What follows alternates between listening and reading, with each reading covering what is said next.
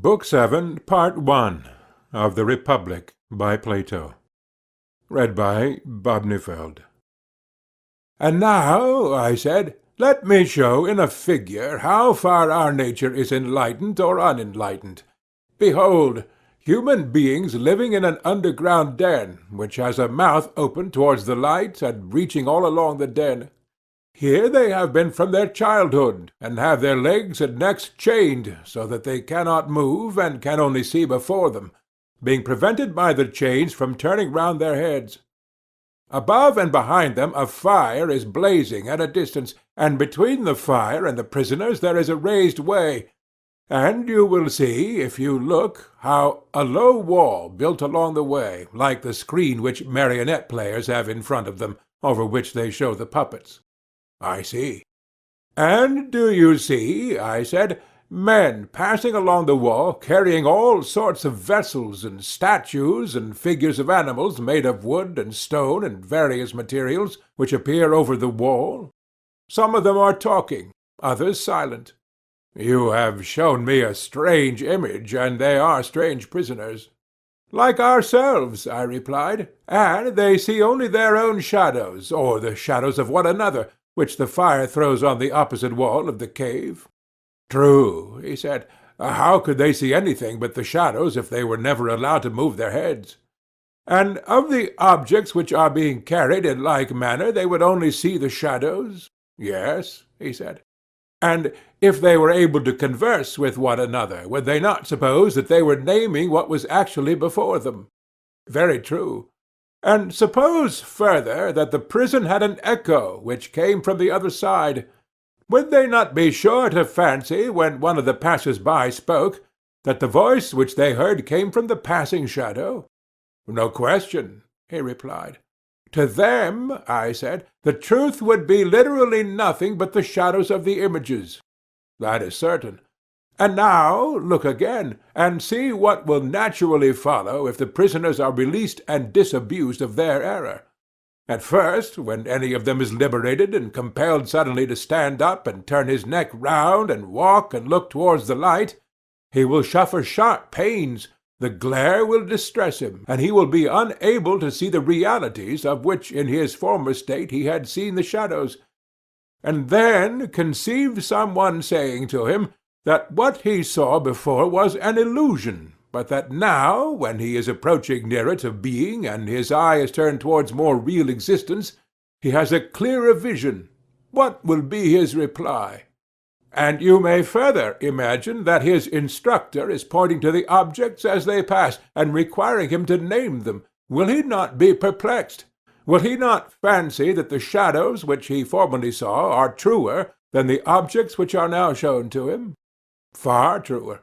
And if he is compelled to look straight at the light, will he not have a pain in his eyes, which will make him turn away to take refuge in the objects of vision, which he can see, and which he will conceive to be in reality clearer than the things which are now being shown to him?" "True," he said. "And suppose, once more, that he is reluctantly dragged up a steep and rugged ascent, and held fast until he is forced into the presence of the sun himself, is he not likely to be pained and irritated? When he approaches the light his eyes will be dazzled, and he will not be able to see anything at all of what are now called realities." "Not all in a moment," he said. "He will require to grow accustomed to the sight of the upper world. And first he will see the shadows best, next the reflections of men and other objects in the water, and then the objects themselves. Then he will gaze upon the light of the moon and the stars and the spangled heaven, and he will see the sky and the stars by night better than the sun or the light of the sun by day." "Certainly." "Last of all he will be able to see the sun, and not mere reflections of him in the water. But he will see him in his own proper place, and not in another, and he will contemplate him as he is." "Certainly." "He will then proceed to argue that this is he who gives the season and the years, and is the guardian of all that is in the visible world, and in a certain way the cause of all things which he and his fellows have been accustomed to behold." "Clearly," he said, "he would first see the sun, and then reason about him."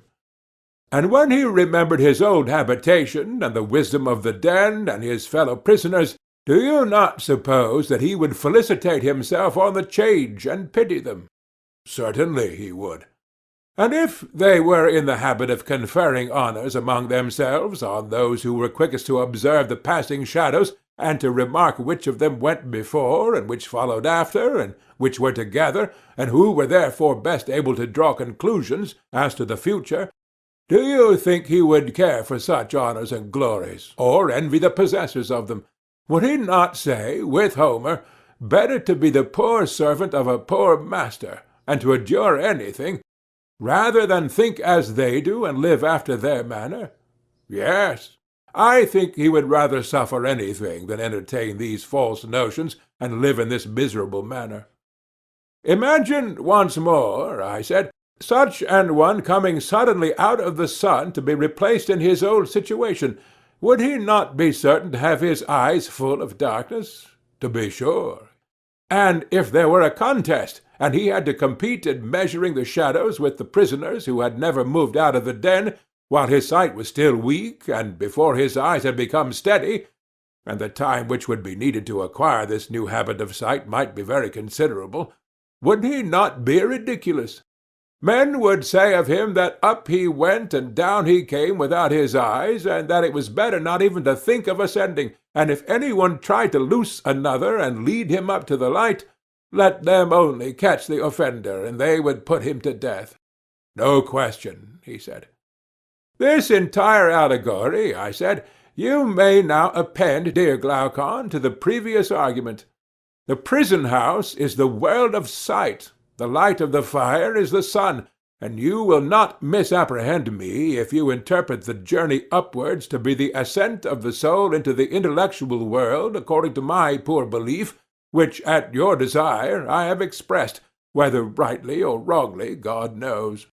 But whether true or false, my opinion is that in the world of knowledge the idea of good appears last of all, and is seen only with an effort, and when seen is also inferred to be the universal author of all things beautiful and right, parent of light and of the Lord of light in this visible world, and the immediate source of reason and truth in the intellectual, and that this is the power upon which he who would act rationally, either in public or private life, must have his eye fixed.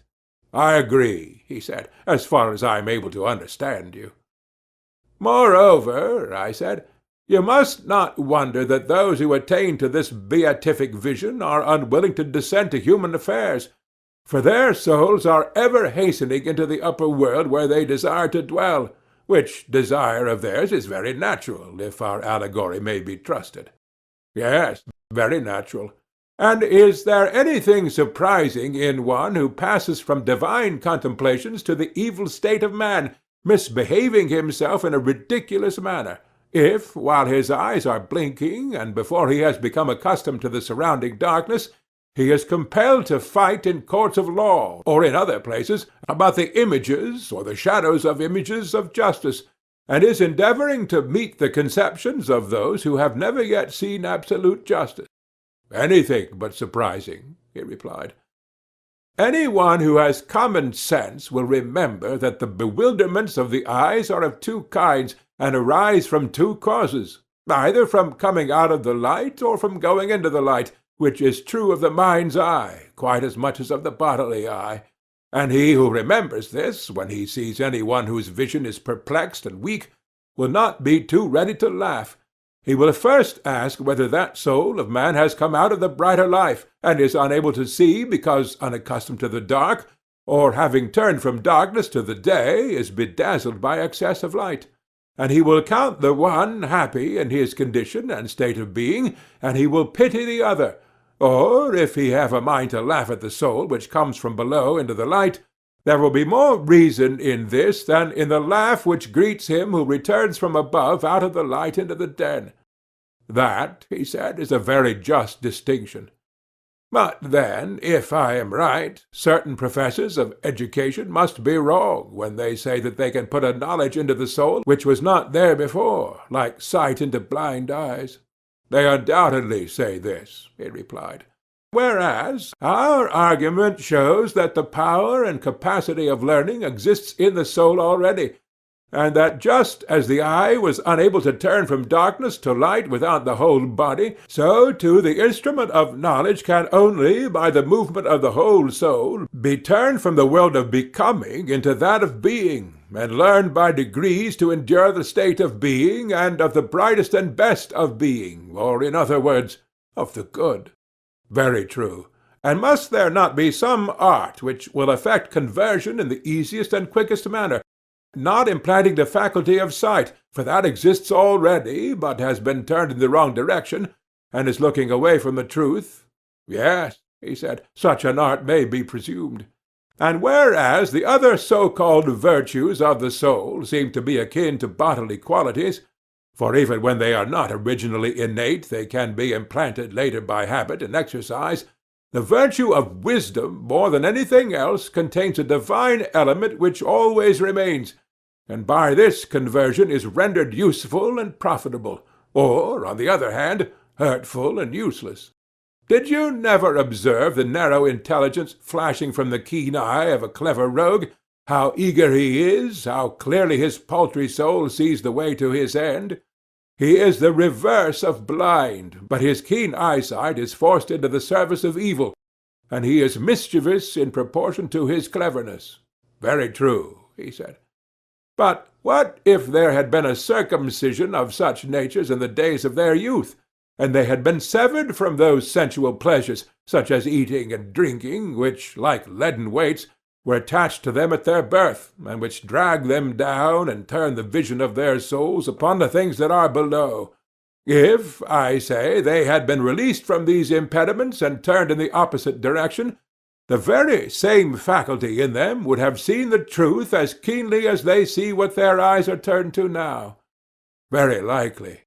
Yes, I said, and there is another thing which is likely, or rather a necessary inference from what has preceded, that neither the uneducated and uninformed of the truth, nor yet those who never make an end of their education, will be able ministers of state. Not the former, because they have no single aim of duty which is the rule of all their actions, private as well as public, nor the latter, because they will not act at all except upon compulsion, fancying that they are already dwelling apart in the islands of the blessed.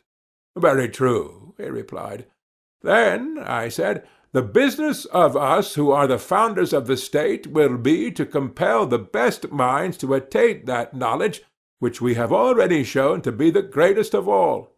They must continue to ascend until they arrive at the good, but when they have ascended and seen enough, we must not allow them to do as they do now. What do you mean? I mean that they remain in the upper world. But this must not be allowed. They must be made to descend among the prisoners in the den, and partake of their labors and honors, whether they are worth having or not. But is not this unjust? He said. Ought we to give them a worse life when they might have a better? You have again forgotten, my friend, I said, the intention of the legislator, who did not aim to make any one class in the state happy above the rest. The happiness was to be in the whole state, and he held the citizens together by persuasion and necessity, making them benefactors of the state, and therefore benefactors of one another. To this end he created them, not to please themselves, but to be his instruments in binding up the state. True, he said, I had forgotten. Observe, Glaucon, that there will be no injustice in compelling our philosophers to have a care and providence of others. We shall explain to them that in other states men of their class are not obliged to share in the toils of politics, and this is reasonable, for they grow up at their own sweet will, and the government would rather not have them. Being self-taught, they cannot be expected to show any gratitude for a culture which they have never received.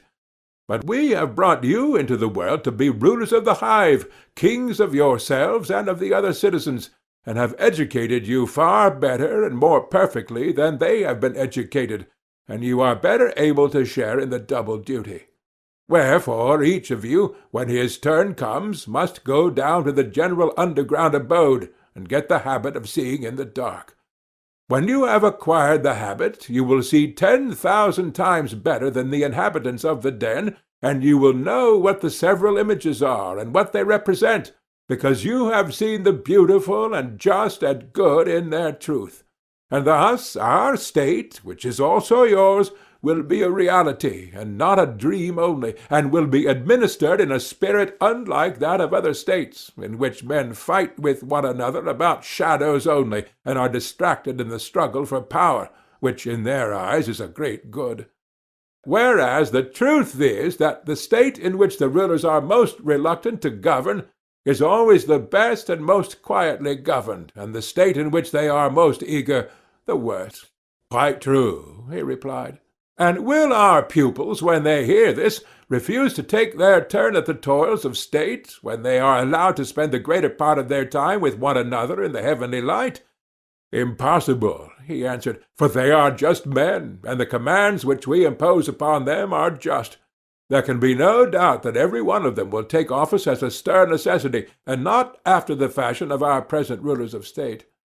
Yes, my friend, I said, and there lies the point. You must contrive for your future rulers another and a better life than that of a ruler, and then you may have a well-ordered state. For only in the state which offers this will they rule who are truly rich, not in silver and gold, but in virtue and wisdom, which are the true blessings of life. Whereas if they go to the administration of public affairs, poor and hungering after their own private advantage, thinking that hence they are to snatch the chief good, order there can never be, for they will be fighting about office, and the civil and domestic broils which thus arise will be the ruin of the rulers themselves and of the whole state. Most true, he replied. And the only life which looks down upon the life of political ambition is that of true philosophy. Do you know of any other? Indeed, I do not. And those who govern ought not to be lovers of the task, for if they are, there will be rival lovers, and they will fight. No question. Whom then are these whom we shall compel to be guardians?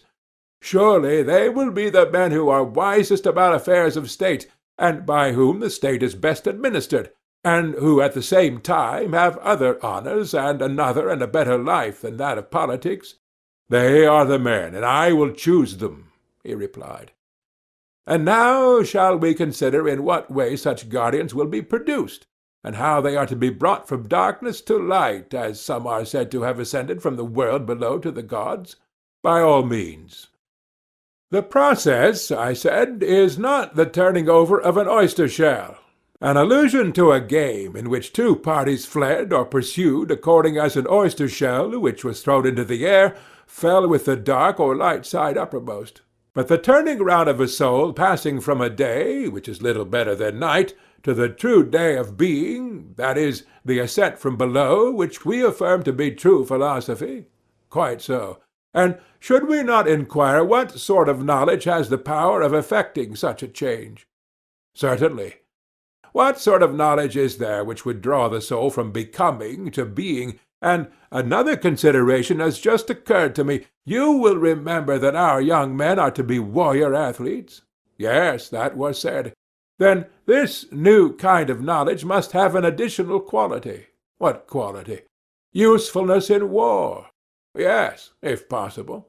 There were two parts in our former scheme of education, were there not? Just so. There was gymnastic, which presided over the growth and decay of the body, and may therefore be regarded as having to do with generation and corruption. True. Then that is not the knowledge which we are seeking to discover? No. But what do you say of music, which also entered to a certain extent into our former scheme? Music, he said, as you will remember, was the counterpart of gymnastic, and trained the guardians by the influences of habit, by harmony making them harmonious, by rhythm rhythmical, but not giving them science, and the words, whether fabulous or possibly true, had kindred elements of rhythm and harmony in them. But in music there was nothing which tended to that good which you are now seeking. You are most accurate, I said, in your recollection. In music there certainly was nothing of the kind, but what branch of knowledge is there, my dear Glaucon, which is of the desired nature, since all the useful arts were reckoned mean by us. Undoubtedly, and yet if music and gymnastics are excluded, and the arts are also excluded, what remains? Well, I said, there may be nothing left of our special subjects, and then we shall have to take something which is not special, but of universal application. What may that be? A something which all arts and sciences and intelligences use in common, and which every one first has to learn among the elements of education. What is that? The little matter of distinguishing 1, 2, and 3. In a word, number and calculation. Do not all arts and sciences necessarily partake of them? Yes. Then the art of war partakes of them? To be sure. Then Palamedes, whenever he appears in tragedy, proves Agamemnon ridiculously unfit to be a general. Did you never remark how he declares that he had invented number, and had numbered the ships, and set in array the ranks of the army at Troy, which implies that they had never been numbered before, and Agamemnon must be supposed literally to have been incapable of counting his own feet? How could he, if he was ignorant of number? And if that is true, what sort of general must he have been? I should say a very strange one, if this was as you say. Can we deny that a warrior should have a knowledge of arithmetic? Certainly he should, if he is to have the smallest understanding of military tactics, or indeed, I should rather say, if he is to be a man at all. I should like to know whether you have the same notion which I have of this study. What is your notion? It appears to me to be a study of the kind which we are seeking, and which leads naturally to reflection, but never to have been rightly used, for the true use of it is simply to draw the soul towards being. Will you explain your meaning? He said. I will try, I said, and I wish you would share the inquiry with me, and say yes or no when I attempt to distinguish in my own mind what branches of knowledge have this attracting power, in order that we may have clearer proof that arithmetic is, as I suspect, one of them. Explain, he said. I mean to say that objects of sense are of two kinds. Some of them do not invite thought, because the sense is an inadequate judge of them, while in the case of other objects, sense is so untrustworthy that further inquiry is imperatively demanded. You are clearly referring, he said, to the manner in which the senses are imposed upon by distance, and by painting in light and shade. No, I said, that is not at all my meaning. Then what is your meaning? When speaking of uninviting objects, I mean those which do not pass from one sensation to the opposite. Inviting objects are those which do. In this latter case, the sense coming upon the object, whether at a distance or near, gives no mere vivid idea of anything in particular than of its opposite. An illustration will make my meaning clearer. Here are 3 fingers, a little finger, a second finger, and a middle finger. Very good. You may suppose that you have seen quite close. And here comes the point. What is it? Each of them equally appears a finger, whether seen in the middle or at the extremity, whether white or black, or thick or thin, it makes no difference. A finger is a finger all the same. In these cases a man is not compelled to ask of thought the question, what is a finger? For the sight never intimates to the mind that a finger is other than a finger. True. And therefore, I said, as we might expect, there is nothing here which invites or excites intelligence. There is not, he said. But is this equally true of the greatness and smallness of the fingers? Can sight adequately perceive them? And is no difference made by the circumstance that one of the fingers is in the middle, and another at the extremity? And in like manner, does the touch adequately perceive the qualities of thickness or thinness, or of softness or hardness? And so of the other senses, do they give perfect intimations of such matters? Is not their mode of operation on this wise? The sense which is concerned with the quality of hardness is necessarily concerned also with the quality of softness, and only intimates to the soul that the same thing is felt to be both hard and soft? You are quite right, he said. And must not the soul be perplexed at this intimation which the sense gives of a heart which is also soft? What, again, is the meaning of light and heavy, if that which is light is also heavy, and that which is heavy light? Yes, he said, these intimations which the soul receives are very curious and require to be explained. Yes, I said, and in these perplexities the soul naturally summons to her aid calculation and intelligence, that she may see whether the several objects announced to her are one or two. True.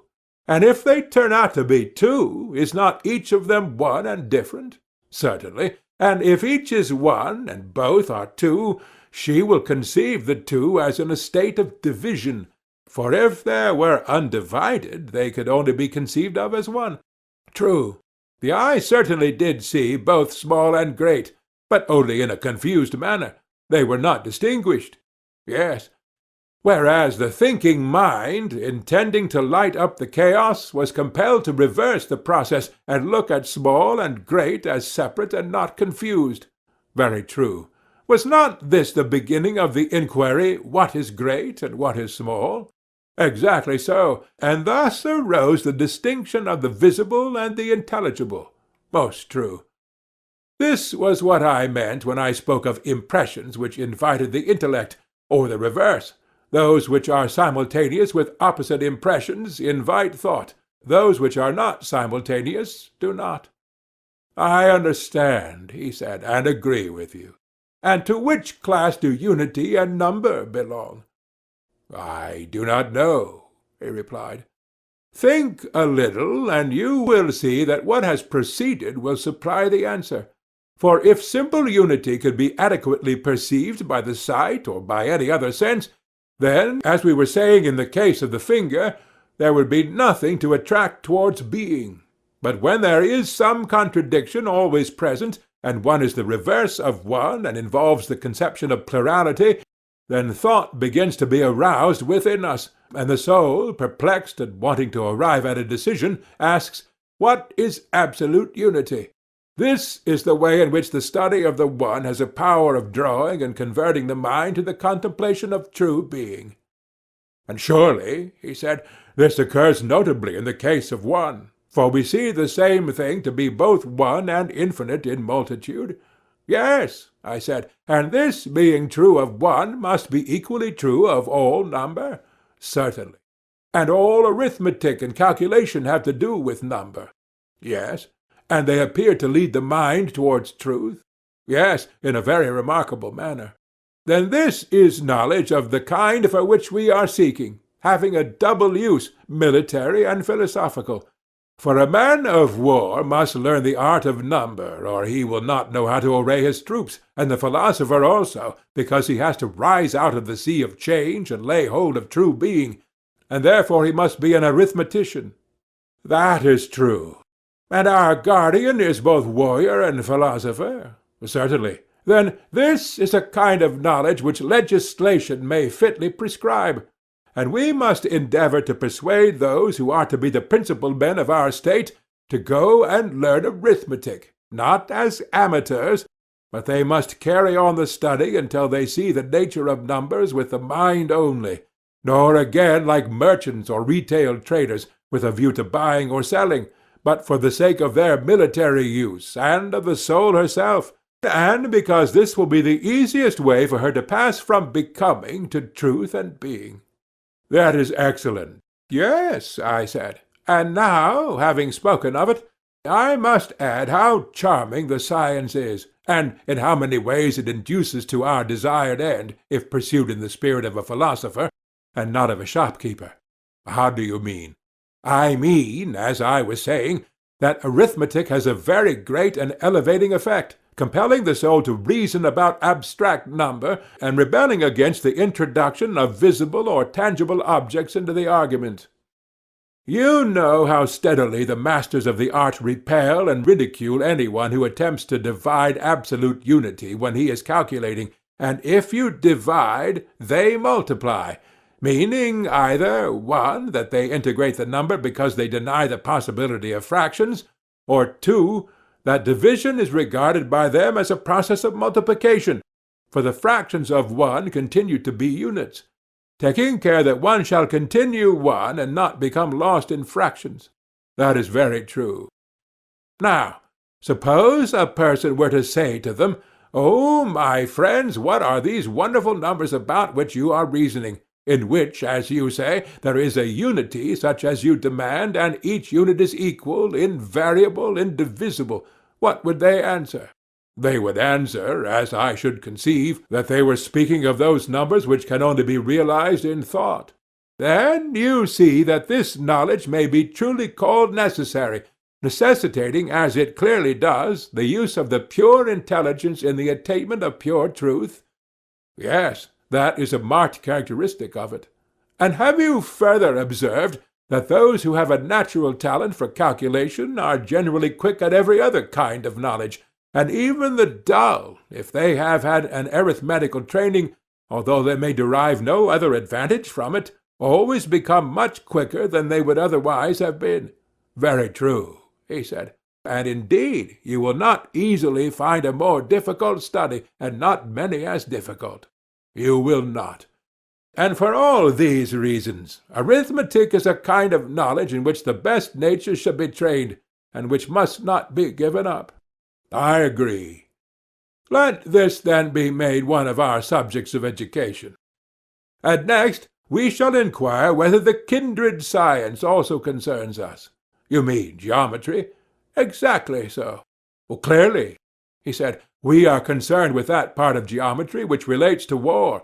For in pitching a camp, or taking up a position, or closing and extending the lines of an army, or any other military maneuver, whether in actual battle or on a march, it will make all the difference whether a general is or is not a geometrician. Yes, I said, but for that purpose a very little of either geometry or calculation will be enough. The question relates rather to the greater and more advanced part of geometry, whether that tends in any degree to make more easy the vision of the idea of good. And thither, as I was saying, all things tend which compel the soul to turn her gaze towards that place where is the full perfection of being, which she ought by all means to behold. True. Then, if geometry compels us to view being, it concerns us; if becoming only, it does not concern us. Yes, that is what we assert. Yet anybody who has the least acquaintance with geometry will not deny that such a conception of the science is in flat contradiction to the ordinary language of geometricians. How so? They have in view practice only, and are always speaking, in a narrow and ridiculous manner, of squaring and extending and applying, and the like. They confuse the necessities of geometry with those of daily life, whereas knowledge is the real object of the whole science. Certainly, he said. Then must not a further admission be made? What admission? That the knowledge at which geometry aims is knowledge of the eternal, and not of aught perishing and transient. That, he replied, may be readily allowed, and is true. Then, my noble friend, geometry will draw the soul towards truth, and create the spirit of philosophy, and raise up that which is now unhappily allowed to fall down.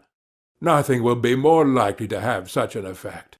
Then nothing shall be more sternly laid down than that the inhabitants of your fair city should by all means learn geometry.